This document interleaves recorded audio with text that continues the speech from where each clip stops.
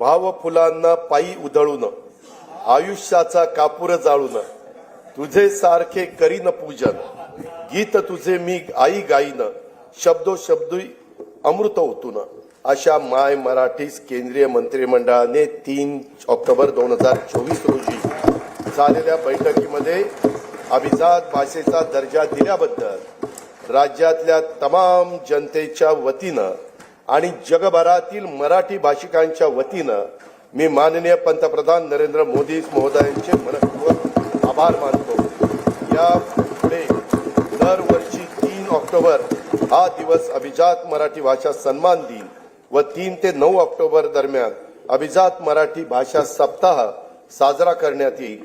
मराठी भाषा विद्यापीठ रिद्धपूर येथे अभिजात मराठी भाषेच्या संशोधन व अध्ययनासाठी उच्च दर्जाचे संशोधन केंद्र तसेच अनुवाद अकादमी स्थापित करण्यात येणार आहे।